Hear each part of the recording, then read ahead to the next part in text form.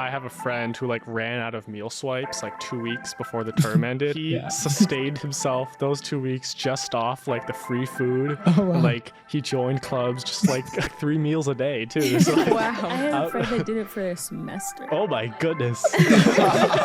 Juggling classes, making friends, studying tips, saving money. We're talking about all things college and giving you advice with real college students. Featuring today's hosts, Colby Martel, Domonique Cynthia, and Shan Rizwan. Welcome to the Campus Underground podcast. Sit back, relax, and learn new hacks. Hello, everybody. This is Campus Underground, and welcome to the pod. Today we have with us Jeffrey, Imani, Emma, Shan, and Colby, and we're going to talk everything college. So let's bring it back to academics now and financial aspects of college, which is the, some would say, not so fun part of school. But I am curious of how you guys have taken on your academics and how you have been able to save or afford your schooling from the financial aspects. So I can start with saying academic wise, my school was extremely tough. I'm very happy to be out, excited for you guys to finish one day. Although I do miss it dearly. Let me make sure I say that too. But academically wise, it was tough. And sometimes from middle school, high school, never had a B. It was straight A's. And it didn't come, thank you. Wow. It didn't come easy. It was a lot of work. But when I got to school, I was let's do it again. Let's run all A's again. No, did not happen at all. With the first year, it was really tough. So how would you guys give advice for maybe receiving your first C, or maybe realizing whoa, people in this class are smarter than the people I went to high school with? How have you been able to push yourself to keep persevering despite the difficulty of school? Oh gosh, school's just so hard. I went from being a good student in high school to I just hope I get these credits in college. Just that whole pipeline is literally me. So it's I don't even care anymore. Just let me get these credits that I'm paying for I feel and that. be done. Your laugh is so cute. It's so cute. And I think I'm just saying that also because I'm in the thick of finals right now, so your girl's a bit stressed. But yeah, I would say, because I think what helps me the most is that I'm studying what I actually want to study. Because in high school, I took IB, and that was one of the worst experiences of my life. I do not recommend that to anyone, unless you hate yourself. But Wait, what's IB? International Baccalaureate. Oh, got it. Yes, which is basically the college level courses that you take in high school, which actually did help me in college because I did get extra credits and that pushed me ahead. So there is that one good thing about IB, but overall it was terrible. But anyway, I think what helps me most academically is because I'm passionate about what I'm studying. I think that just motivates me to work harder. And I think I actually get better grades in college than high school. Yay. Surprisingly, because I wasn't passionate about what I was doing in high school. I really didn't care. But now that I am doing what I want to do, I think that just innately makes you work harder and makes you want to be better and want to be the best that you can be. Yeah, that's really good advice. I think at my school, it's kind of tough because we have so many liberal arts requirements that we have to take in foundational classes. Yeah, but when I first came to college, I was I don't want to take any of this. These are all of my required classes. I don't want to do this. So I kept on getting into a downward spiral of being this isn't right for me. This isn't my passion. I don't want to study it. But when I started to find one thing in each class that I was actually interested in, I really, really didn't like accounting. It's not for me. I'm not good at it. But I knew that I'm going to need to learn how to budget my own money at some point. So that's a valuable skill. So thinking in that mindset of being oh, there's one thing that I can be passionate about in this class, just focus on that. That helped me a lot. And Yeah, even though I did not get a great grade in accounting. That's okay. Yeah, that was also a good part of the experience, though. You know, I realized I needed to ask for more help and just push myself to keep on going. If you get into that spiral, it's just not gonna help you achieve anything, I think. So, yeah. Yeah, Emma and I go to the same school. It's very entrepreneurship based. So yet they require a lot of, they try to promote a well-rounded education where there's a lot of liberal arts requirements. So obviously if you're someone who wants to start your own business and yet you have people telling you what to study, it's not the best thing for you. However, like she said, education's all about your mindset. If you have the right mindset that you want to succeed in the class, you want to learn something new, then you probably will. And then the grade will be a byproduct of just your mentality. So I think a lot of people at my school, unfortunately, only care about like finessing a good grade and just like doing the bare minimum to get the grade that they want just for the grade, just so that it shows up on their transcript, or even like Imani said, like just passing. Some people have that mentality too. They just want to pass. And that's totally fine because there's some classes that, you know, you just need to get the bare minimum understanding of it. But if you want to get those A's, I think the best way is just to really connect with your professor, just be engaged in your classes, participate, raise your hand even if you think you could be wrong, and just make groups with your peers to study outside of class. I think that's what helped me a lot, is rather than having to make those groups myself, I was fortunate enough to have professors put us in year-long groups that we could do our assignments with, which I thought was very beneficial, not only to make friends, but also to really understand the concepts. Because it's hard to do this non-required homework on yourself, because there's definitely ways. I know myself, there's a ton of assigned readings that I don't even look at a single word. I maybe just like look up a summary, or like not even that. Just sometimes the professors just summarize it themselves. So you just figure out, like typically for me, September, I take tons of notes, I read all the text, and then eventually you find out that you don't need to do that stuff to get the same grade that you want. So you kind of become lazy. But then at the end of the day, maybe you'll get that A, but then you'll realize that you didn't learn anything, and you have to really consider why you're in college pursuing an education. Are you just trying to get the degree? And if you are, maybe that's okay. But looking back, I think that maybe you two can talk more about that. You probably might regret not learning as much as you could. Yeah, no, I think the biggest lesson for me is I think you should, when you're going through college and deciding like what classes to take, to lead with your curiosity and what interests you. Don't worry too much about like the difficulty of things. Like my freshman year, like all these people told me I should take this class about rocks because it's like super easy science core class. I also went to liberal arts college, so we had a lot of core requirements. And like once I entered this class, like I was not interested in rocks. Geology? Yeah, some kind of geology class. And like this class was supposed to be easy. Like I did not do that well. So from that, I was like, shoot, I should probably like reconsider, like not just take classes that people say are easy, but I think taking stuff that I actually am interested in, even if people are like, oh, that's kind of like a more difficult class. So I tried out like a film editing class because I was already starting to do YouTube at this time, like more so just like supplemental knowledge. And like a lot of people, some of my friends are like, why are you taking this class? Like, you know, you don't have to take it because it's not like in my core or whatever. It's like I like taking classes for fun is like crazy concept to my friends. And so I took this class and yeah, I did. That was probably like one of the few classes I got like an A in. So I was like, shoot, I should, you know, take more classes that I'm interested in, because I think it just naturally comes easier to study, to do homework, because it doesn't feel like work, and you're not as focused on the grade because you're actually just like learning things. So it's, even if you don't, you know, get an A, like you're still taking away some knowledge that, you know, I think will impact you more than just like some random class that you'll forget it like a month later. I think that's how I genuinely feel about my college experience. Like in high school, I was so stressed about getting an A so badly, even though they were suffering a bit. But like now in college, like, yes, I care about the grades, but like that's not the most important thing to me anymore. So I think just innately wanting to work harder and be better, I'm already going to be better as a result than I was in high school.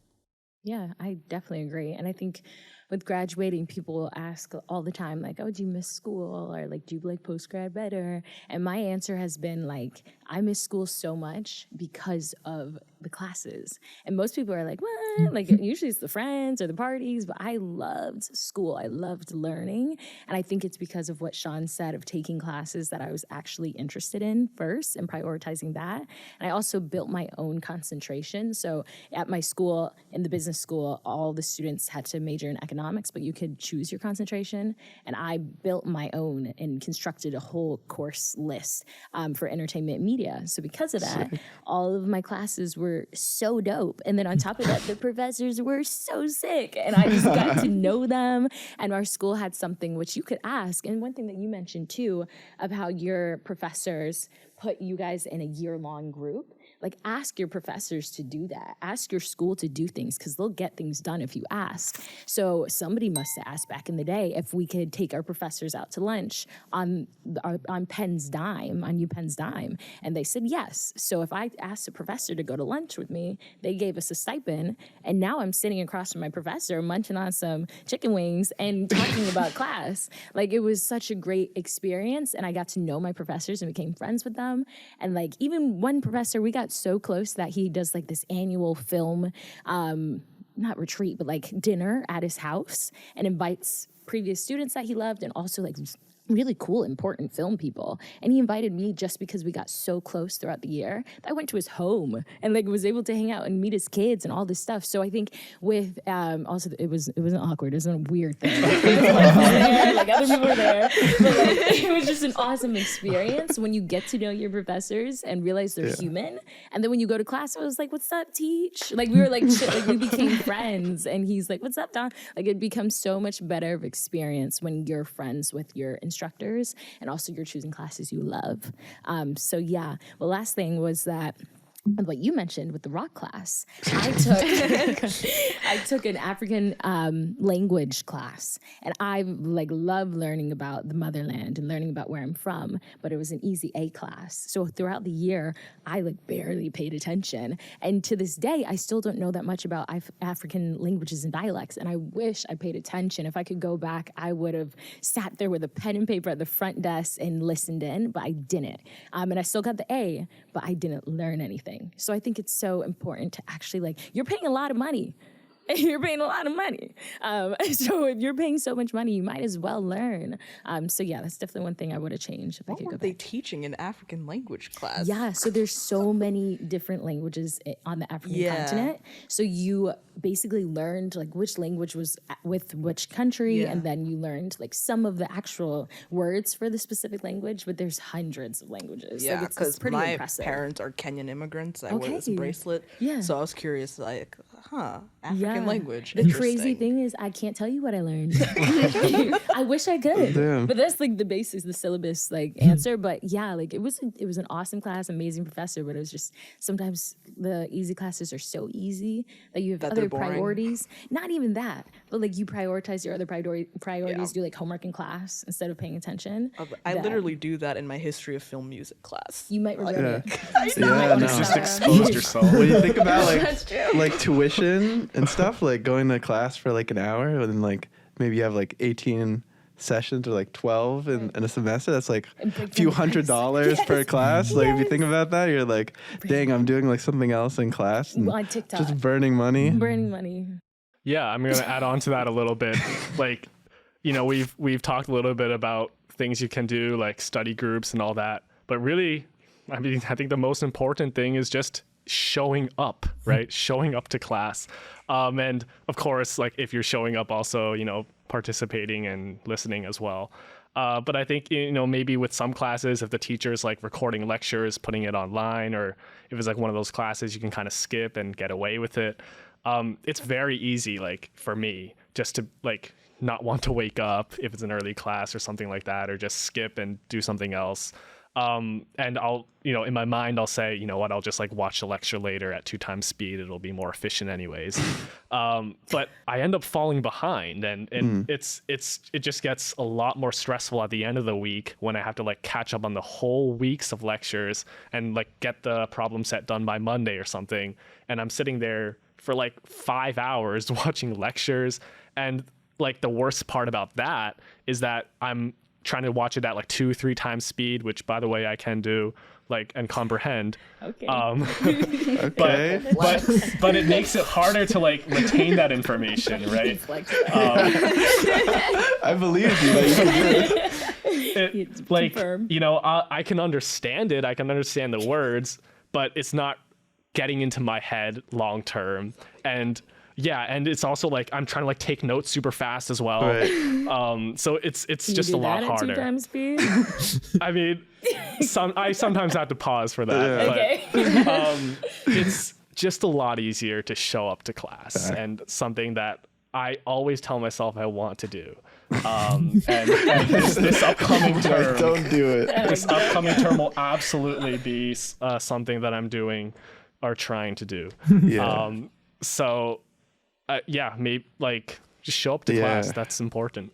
I think step 1, show up to class. And then step 2, I think it's important for me at least, like to sit in like the first few rows, like don't sit in the back of the classroom, even though you might not seem as cool because like everyone else will sit in the back. I think you should sit in the front, like, you know, it's the best seat in the house and you're more tuned into the material. Like for me, when I did that, I was like paying attention way more. And I think, yeah, less tempted to do something else because like the professor's right there and you might get called out or something. Also, like people can like see what's on your computer screen. That's your So accountability. it's like embarrassing if you're like texting someone. Oh, I've seen many people online shopping during class. Like I've seen that a lot. I've seen full basketball games. Yeah. Like, The totally FIFA World not. Cup. Netflix Yeah. or I movies. remember I was in accounting class, similar to your experience, not very fun, but my teacher would cold call people all day. So I remember every time he would go to ask somebody a question, I was drinking water, or I was like in my backpack, or like not locking eyes with him. And even like, I would never look at that man. I don't even know what he looked like. I was like, you are not choosing me. But he would still call me, would get it wrong because I didn't know what was going on. But I feel like locking eyes with your professor, sitting in the front is going to force you to think, because even if you think about it, school is not that hard. And I'm going to break down why I think it's not that hard. If you go to class and you refuse to leave class without understanding what you learned that day, you should never fall behind. And by finals, it should be a piece of cake because every day you learned. What we do is we go to class, we get confused, we're like, figure it out later, leave class, go get distracted by our clubs or friends or social events, fall behind with homework, fall behind with class, you go to the next class, no clue what's going on now, and then in 3 weeks you have no clue what's going on, the final comes and now you're cramming. So I think if you really take the approach of I will not leave this class without understanding what I learned today, school is a breeze. And then you have so much more time to have fun with your friends because when they're stressing, you're watching Netflix. So I think it's just that approach, but we just allow ourselves to get distracted and get behind. So it's kind of that mindset of like, I refuse to get behind. Fact. And I think you're saving yourself time in the future. Like, because you're literally studying when you're in class, like then you have that ingrained in your knowledge more. So when you come to study later, you're like, it's already like, you know, permeating through your, I don't know the scientific stuff, but It's marinating. yeah. Do Yeah, you save so much time. you guys have any cool studying tips? I'm kind of a bad studier, so not really. I think go to office hours is important. You know, kind of part of the whole like $100 a class thing or whatever. I mean, that's kind of included as well as going to office hours if you need help. And sometimes, I mean, I think there's like a balance there. Like I do want to figure things out myself and like figure out how to solve a problem. But obviously if I'm sitting there for like 4 hours, not getting any progress or something like that, right? It's good to get help from somebody who's literally opening up their room, right, to help. And same thing with TA office hours. I think that's really important. Yeah, office hours are huge. And like I really didn't realize that until like this year because I was always scared of going to office hours because I was like, I think especially when it's like finals coming up, sometimes I would feel like, oh, I have so many questions and I'm so confused that I feel like if I show up now, my professor is going to be like, oh, why didn't you come earlier? You know, and that was always the mindset that I had. And then I realized like, they're working here to help me. Like, they're your professor for a reason. They're trying to teach you this stuff. So it's okay. Like, they're not going to judge you or be mean to you or something like that. So office hours are really number one. Yeah. Yeah, even sometimes you don't have to go to office hours. You can just stay after class and just ask a question. I think a lot of people have the mentality that they're failing because they have a bad professor, but in reality, they're probably just not the best student because they're not taking these extra steps to reach out to these very passionate and educated people that know the content better than anyone else, that can explain it. But yeah, because if you do fall behind in class, you do feel like you don't want to expose yourself as someone who wasn't paying attention, but in reality, you're just a little bit confused or didn't completely grasp the information by the way it was presented during class. So by getting that one-on-one time to talk through it with your professor and maybe have it presented in a different way, I think you can really understand the concepts a lot more better. And I think what's just holding people back is their mentality or shame of getting this extra help. I agree. And one thing on top of that my friend group did, which was cool when we had classes together, was we would take whatever the exam was going to be on, like those lessons, split them up among the three of us. And then we would have to study. Let's say I had chapters 1 through 4. I really studied those 4. And then we would all meet together and teach each other whatever our specific chapter was. Because when you teach people, you're memorizing it in a different way than when you're just learning it. So we would teach each other. And then whichever question we still had after all 3 of us shared, and we'd like stand in front of like a whiteboard, like teach, like writing on the board, explaining whichever part we didn't understand after going through all of our sections, we brought to office hours. So it was like we already filtered it out with the 3 of us, and then we didn't feel as embarrassed to ask questions because you're with other people. But then on top of that, like we learned it all together, and then it was like, okay, this is the last step. The professor will stamp the ready to take the exam stamp on our like studying habits. So that was something really cool that I would suggest to any student. That worked for me. Yeah, that's actually really smart. Yeah, I never thought to do that. That's good. Because like if you have chapter 1 through 30 on an exam, like learning that all by yourself is a lot. So to have it break down with your friends and then teach each other, it's kind of fun. We all brought snacks too. We made it like a whole event. Like it was a good time. I think to add on to that, like how professors are so intimidating, like with your friends, it's, a lot more approachable, like, ease into it. And I think having friends in class is also like an accountability thing. Like, these are your peers and like, you don't want to let them down. So like it forces you to, want to do really well with them, like, show your best work. And then I think it's just a good way to keep yourself in line so you don't fall behind. Yeah. And I really like the part about teaching someone, because I remember when I was in high school, my parents would always ask me what I learned, like at the dinner table. And I would always say nothing much, like I would never talk about what I learned. But I feel like looking back, if I was able to teach the class that I just participated in, that would help me with my comprehension of it a lot more. Because there's this quote, like if you can teach it to a 5-year-old, that's when you really understand it. So not that my parents are 5-year-olds, but if I just taught it to my parents after I learned it in class, that would be at least an indicator whether I really understood the information or not. So I would advise people to reflect after every class on what you actually learned. And if you didn't learn anything at all, just be aware of that and figure out how to change that. Definitely agree. And I think too, like with studying with your friends, I'm not the biggest proponent of it when you're first starting to study, because you tend to mingle and end up not studying as much as you should have. But like when it's at the end of like the way that I just mentioned of having your section, it's like, okay, I really did my due diligence. I know these so well. When you bring it to the group, it's like less intimidating to ask your friend, like, whoa, I don't understand that. Can you break that down again? And then that makes your friend have to expose if they actually know what they're talking about or not, because now they're on the spot too. So I remember taking an exam in finance, and I was like, oh my God, I have no clue what this is. And then I was like, oh my God, I asked my friend Nia, like, what this meant. And she broke it down so well that I was able to get that question right. So I think it's like that element too of like being with friends, waiting till you're ready like to be in a group, because off the bat you're probably not ready to be in a group because you guys are just gonna talk and you're gonna get more behind. But like when you guys are all like, yo, I'm good, that's when you guys join forces. Yeah. I feel like if you're taking a class and you don't have any friends that are in the class, but you have a bunch of questions and you want to ask people, like just don't be afraid to like walk up to them. Like I just had my finance final yesterday, and my friend and I, we were studying in the library last week. And this guy just came up to us and was like, oh, wait, you guys are in my class, right? Could you please help me with this? Like, I'm having trouble. And we were like, oh, yeah, sure. And so then we had to work on like trying to teach him the stuff, but then also trying to remember our strategy. And that method really works. And then he would bring like his friends over who were kind of confused too. And it worked out really well because we were all still kind of like acquaintances. So you're not spending too much time like laughing and like having fun. Like it's kind of a more serious environment, but it's still like, oh, you're making a new friend in general. So it balances out that distraction and productivity, I guess, too. So yeah.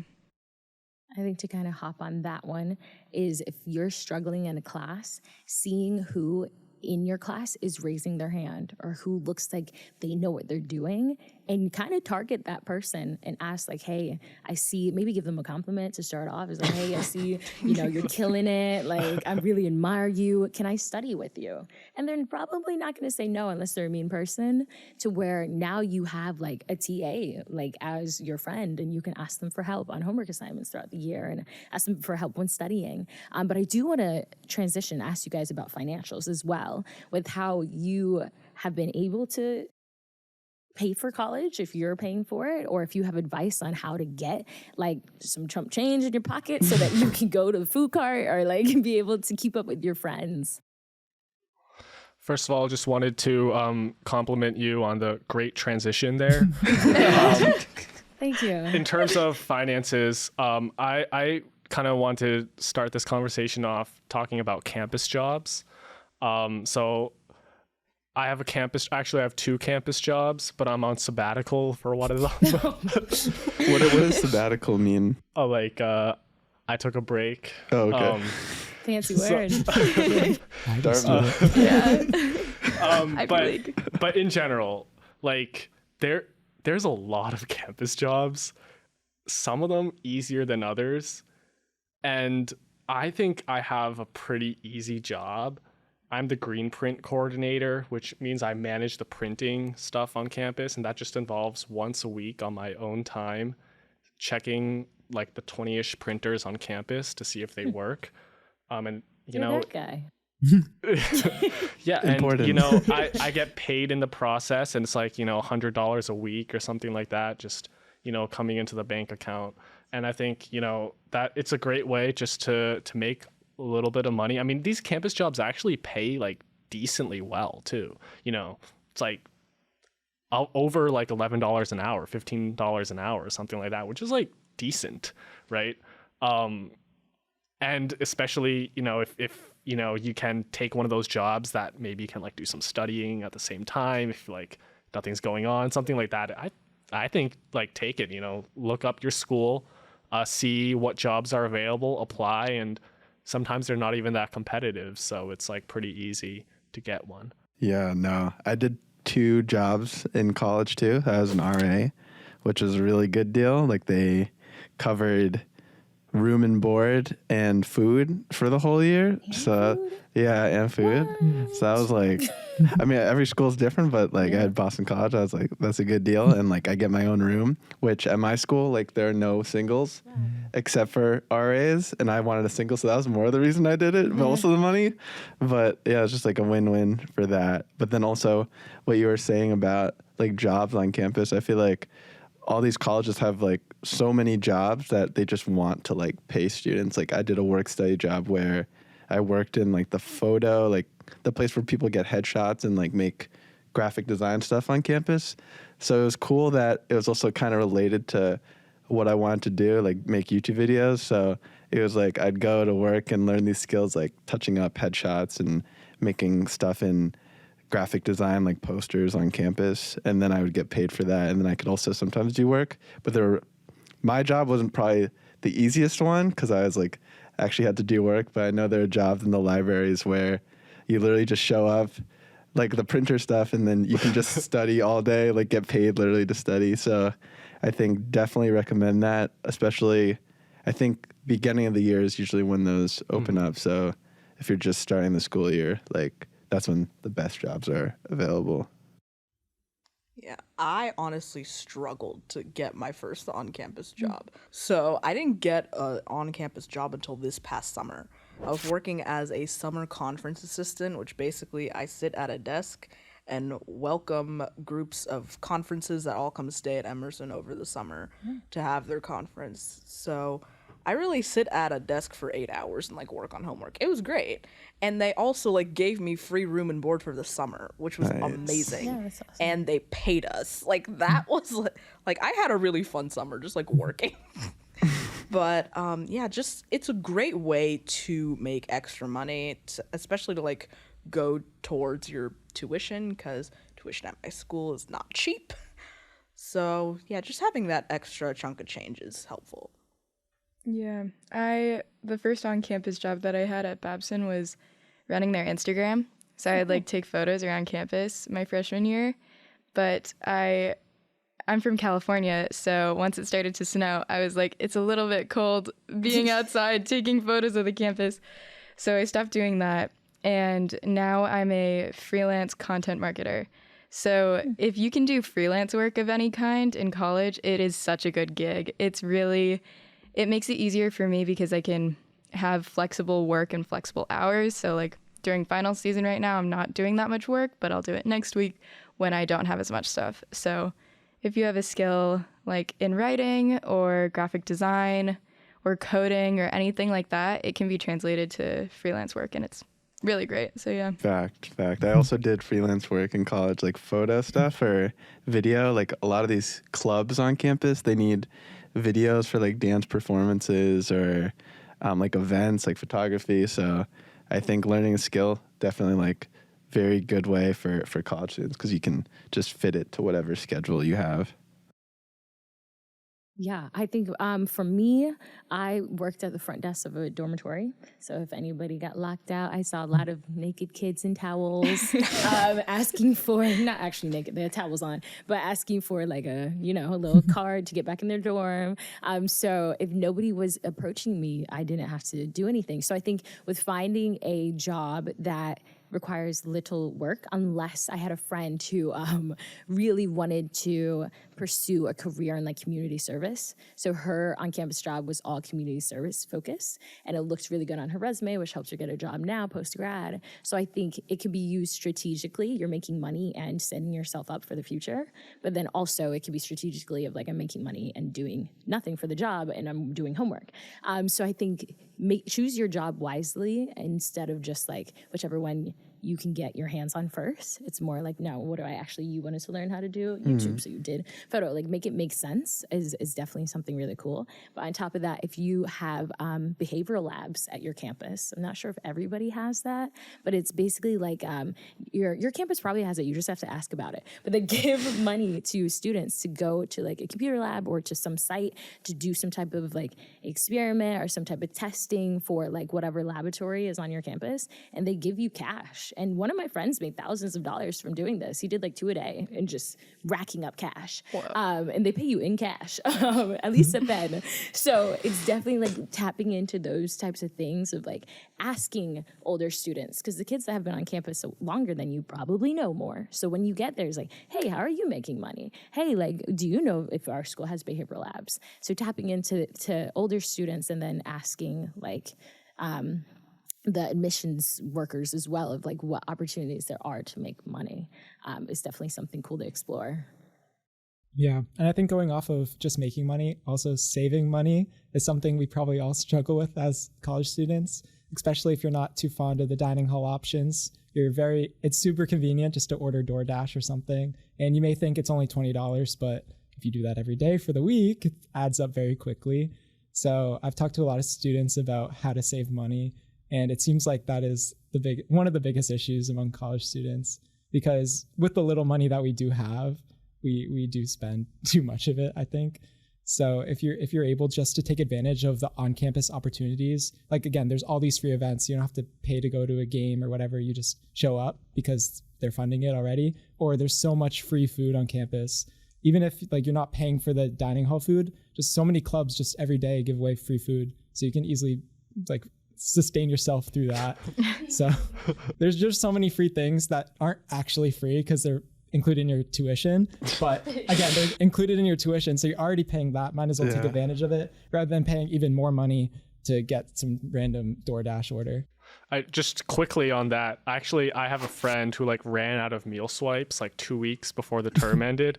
So like he sustained himself those 2 weeks just off like the free food. Oh, wow. And like he joined clubs just like get the free food or like whatever. So I thought like that actually, like I didn't think it would be possible, but like he actually did it. It was like 3 meals a day too. So, like, Wow. He's like He was eating good. He's like, I had a friend that did it for a semester.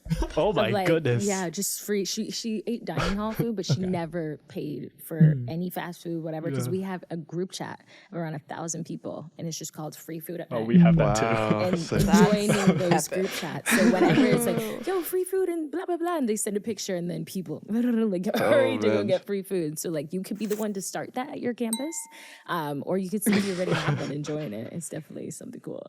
Make That some sounds amazing. I was gonna say make friends with people that have meal plans if you don't have one, and then be like, "Yo, can we get lunch? You got me." Some of my friends used to, as seniors, would do that to freshmen and be like, "Hey, like, Yeah. I'll give you some advice if we like go get some lunch." Yeah, and then the they'd get advice. swiped That's into- good. That's good. That's a good way to put it. That's smart. I'll do that next year. You can do it as a junior. You have, That's you true, have insight. actually. Yeah. I think too, something else that my school did that I'm curious if you guys did it is for our spring fling. You could end up spending around $1,000 on parties because our school's ridiculous with our parties. So each party is around $150 to go to during fling. So a lot of students forget that they're not balling like their peers and try to keep up with like keeping up with the Jones, whatever, with like everyone else and start spending a lot of money that they don't have. So I think it's also realizing that like where you went to high school, you're probably around people that are similar socioeconomic classes as you. When you get to college, you're around kids that grew up with parents that might be billionaires and you grew up with parents who might not have had anything. So you have to remember that like the people that you're around are not like you. They're from all over the globe, all over different races, super diverse.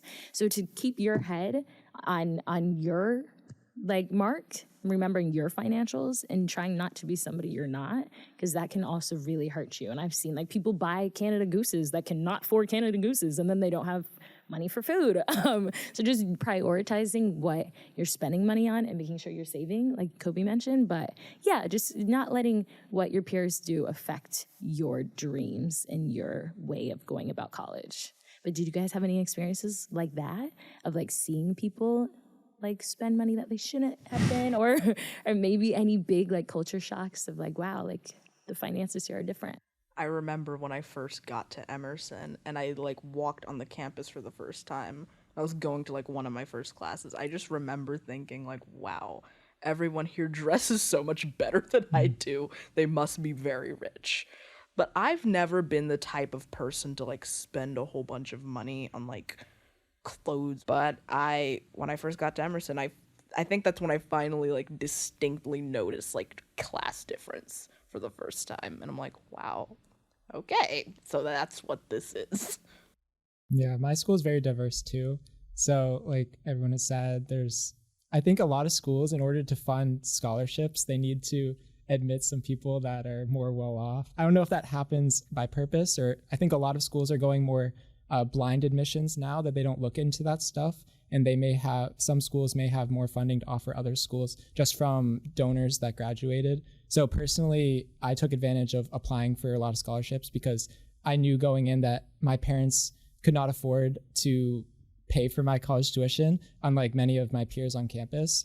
So again, it's not a bad thing that your parents are able to support that. That's completely awesome that they're able to pay for your higher education and help you get a better position. But for me, I was more fortunate for the donors and just being able to apply for all of these different scholarships. And sometimes I got rejected, but just by applying and writing that extra essay and also applying to several different schools, because I really wasn't sure how the system worked as the oldest student in my family.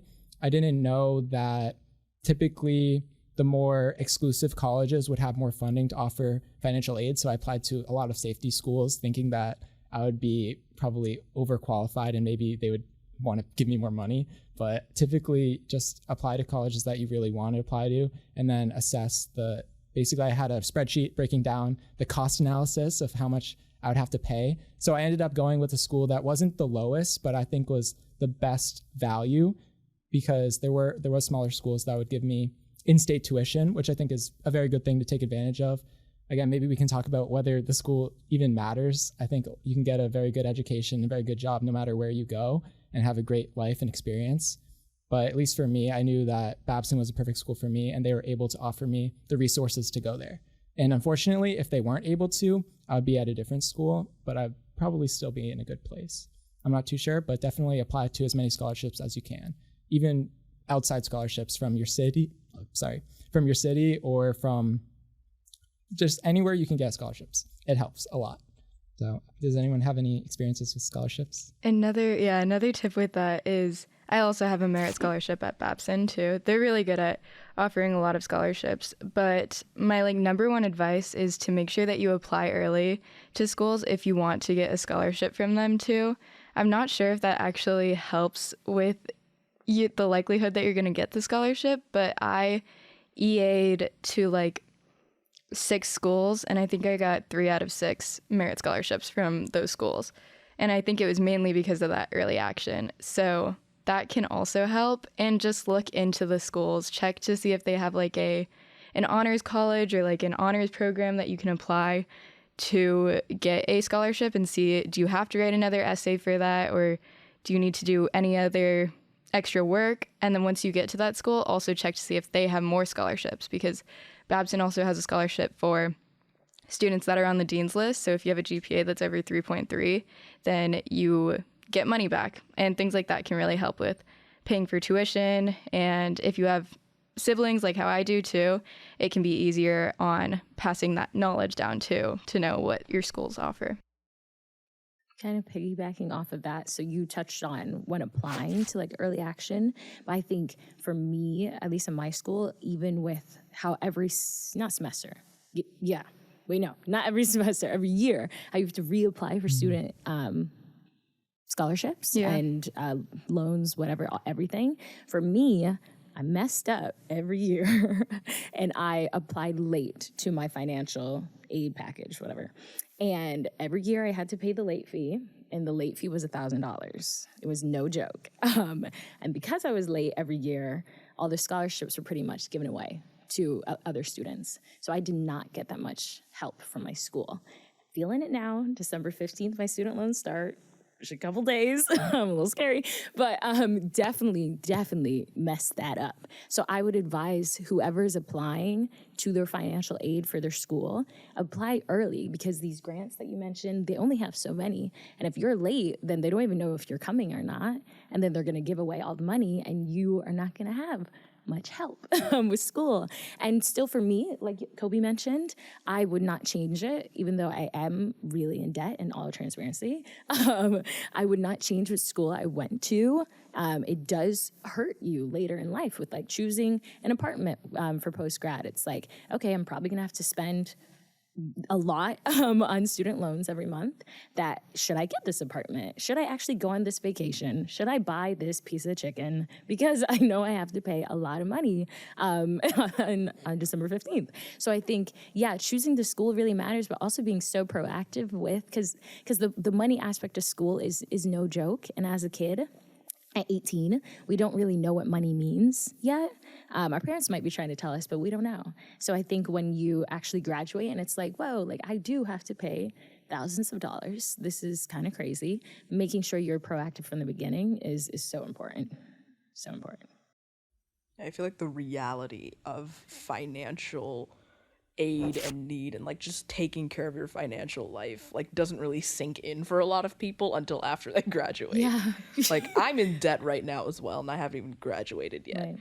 And I don't even think the full reality has sunk in yet, which is a little scary because I have to take out another loan for next semester. Fun times. But I remember over the summer, because I took summer classes as well, I had to take out loans for those and pay the difference because the loans didn't cover everything. So what I did was I actually went to our financial aid office very, very often and like would literally just ask them for more money. Like I have a whole paper trail of emails of like financial aid appeals, which actually did work in my favor. I know a lot of people don't do appeals because they think they won't get anything. And I ended up getting like roughly another like 5K, which I know isn't a lot, but because I kept, you know, kept knocking on the door, kept emailing, like just being very, very persistent, they ended up giving me additional aid. Like they raised my Emerson grant and they gave me an additional new scholarship that I didn't even know existed. So that has been helpful in my financial life. Just being persistent at your financial aid office. And like they can even tell you tidbits of information that like no one else will tell you for whatever reason. Like they don't advertise this stuff to other students and I don't know why. But talking to financial aid officers can be a very, very helpful tool, which it has been for me. What did they tell you? So basically what I was told by actually our billing officer initially was that she told me to actually first of all do the appeal, because with my specific situation I needed more money. So she was like, girl, like do this appeal, step 1. Then step 2, get a meeting with your financial aid officer to actually like talk it through with him and discuss your financial aid package. And then afterwards, like make sure you have a paper trail with the financial aid office so they can see like, hey, there's clearly a need here, so they can actually try to fulfill that need as best they can. Yeah, I think when we think financial aid, we don't realize it's a person. Similar, like when we think about a company, we forget that it's just a group of people that work there. So I think with the financial aid, similar to what you just mentioned, I had a friend that like became best friends with the financial aid people, and anybody can do that. They're just people. Yeah. And she ended up getting a section of her tuition waived. I don't know how, but it ended up Because they were homies, man. Like that's serious. And like she too found out like at Penn, I guess in like the tuition clause, I don't know, some type of like contract says that the school will pay for students to get home for like spring break or for like different holidays.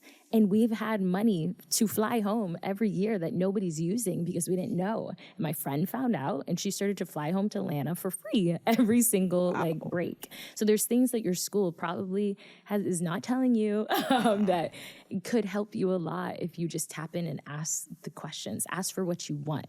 And on top of that too, with asking what you wanted, for when you're a high schooler and you can go to like admitted school days when you get into schools, I asked every single school, like, hey, I can't afford to fly in for your admitted school days. Can you pay for it?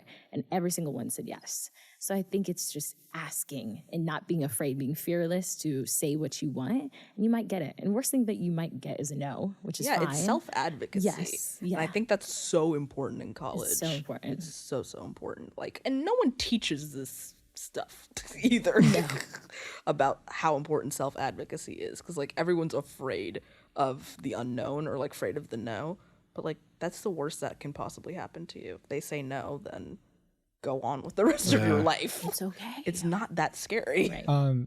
Okay, so we're talking about paying for college, but then there's also some other expenses that come up, like textbooks. I hate getting a syllabus and I'm like already paying all this money for college, and then they're like $100 textbook. Right. Like, where's that money coming from? Right. Like, I don't know. So I think there's a lot of great ways. Sometimes the libraries just have the textbooks, or sometimes you can talk to upperclassmen and they'll either give you the textbook for free, or you'll pay like $10 or something like that, or just rent the textbook. Like there's so many times where I see the sticker price is like $100, $200, but there's people listing it for $20 online, and you just have to return it back to wherever you bought it from at the end of the semester, and you're never going to use it after the semester anyway, probably. So unless you're really passionate about the textbook, then I wouldn't pay full price for it, definitely. I think that's one way to save a little bit of money as a college student. And then sometimes some people have said, like, don't even buy the textbook until it becomes urgent, because there's some times where it may be on the syllabus and then the teacher just says, oh, you don't actually need it. So there's so many times where I bought it before the class, but then the teacher just says, we're not using the textbook this semester. I'm like, why'd you put it on the syllabus? At least update it. Come on. But yeah, so you could return it, but yeah, it's better just to wait until the professor says, okay, you need it now. And they're usually very lenient about it. You typically don't need it for the first week anyway. So as long as, like, don't even buy textbooks until you get to the first class, unless you want to prepare in advance, which is sometimes a good technique too, just to read ahead and be prepared for class. But your first class is just going over the syllabus and expectations anyway. So it's not really an urgent thing to do, I think. That's one way you can save money. No, I would definitely say don't buy textbooks until that first class, like no matter what, honestly. Because like the professor might change everything. I'd be like, yeah, we're not using this, just like wait. Or there's like a typo on which version to get. Right. Or like you could get the old version, but you didn't know you could. Oh yeah. Because like sometimes they'll have like newest version, but they'll be like, oh yeah, you could use the older one, and then you're like, oh shoot, I could have just like got a cheaper one or something. I did that too. Like I accidentally bought an older version and it happened to be much cheaper. So that's why I bought it instead. I didn't realize that it was a different version. So I just asked my professor. They're like, yeah, they barely changed anything. Like there's really any differences between volumes in these big textbooks. So just ask your professor. Don't just panic and buy another textbook. Yeah. I'll switch the topic. Okay, yeah. Another way that that I've been able to save, which is like kind of unique. You also have like the prerequisite is you probably should be close to your parents to do this, but I send my savings to my dad.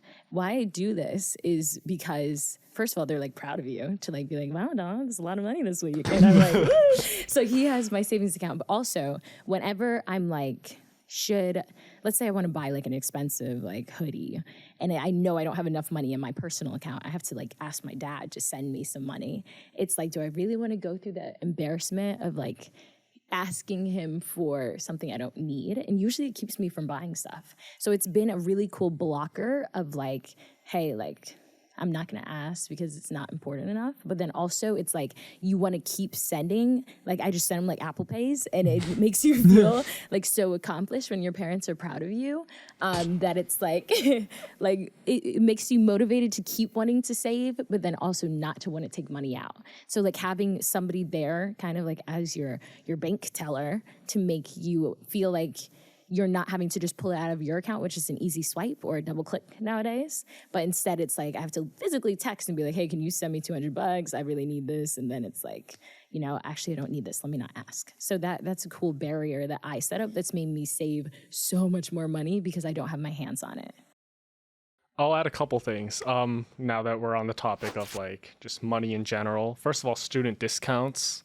They're great. Always check if like, place you're shopping at or the restaurant you're eating at has a student discount. Why not? But the second thing is regarding savings, right? I think people should like put their money into one of these high yield savings accounts that they have nowadays. They're like non-banks that have program banks and they sweep the money. It's some like kind of complicated procedure, but they're offering interest rates these days, especially like today. My high yield savings account is getting 3.3% annual interest, which is like, that's pretty cool. And there's unlimited transfers. It's basically a checking account, but you're earning interest on it. So, I mean, that's just one example of what I'm doing. But I don't know, some people might invest in I-bonds or what's that? They're bonds that are tied to the inflation rate. Bonds. Yes. I thought you said I-bonds. I was like, what is that? I-bonds, yeah, they're called like inflation bonds or inflation protected bonds, whatever. Okay. This is like a lot of like weird financial stuff, but I think there's a lot of opportunities like that. Or if you maybe don't need money, put it in the stock market, or make a Roth IRA or something like that. It's like, if you have the money, I think it's, why not? Or even if you don't have a lot of money, put it in a high yield savings account and you still get the perks there. I think also like talk to your friends, like hearing that hearing that advice from you, like I don't know anything about that, but that's really cool to find out. Or I like had a conversation with my friends just asking them like, oh, what credit card do you use? Is that to get cash back on it? Or like, why do you have that credit card? And I told them why I have my credit card, and that kind of helped us figure out what are other people doing? Like, is it beneficial to have a student credit card or a normal credit card? what is a credit card, what's credit, like figuring that all out together makes it so much easier to have a better idea of what saving looks like as a 20-year-old. Like, how do you balance it and how do you have fun still, and just making it a more normal conversation with your friends where you don't have to talk about like how much money you have or anything like that, but just giving advice to each other is so great. And it's kind of a tough thing to do because people don't love talking about money, but with your close friends, I feel like it can be a conversation that can improve both of your lives. I think asking your parents too, because they've been doing this for years, is so important. And kind of on the topic of credit cards, my parents actually have my credit card, and throughout university, whenever they made big purchases, they used my card and then they paid off. So when I left school, my credit is so high, and I've never used my credit card. So I think also tapping into your parents is so vital. But then what you just mentioned, Jeffrey, for most people, they don't know what that means. So like getting your financial literacy up is also so important, and seeing if your school has a financial literacy class, or like just doing a master class online, because you could be making so much money by like Roths and stocks, but you might not know what that means right at this age. So learning it and not using like, oh, I don't know what that means as an excuse. Like, we got Google nowadays. Like we have no excuse not to understand anything. Look it up on YouTube. So I think dropping excuses, educating yourself, and then starting to implement what you learn. Yeah, I did just want to clarify that anything I said is not any financial advice. I'm not a financial advisor. So just wanted to get that out there. But I personally found it really helpful. I'm just not licensed. And with that, I think we all can agree that we gave everybody listening really good advice today. And I hope everybody listening felt like they received really good advice. So yeah, thank you guys for tuning in to Campus Underground today. I hope you learned a ton of new things and gained some insights, and we'll join again sometime soon.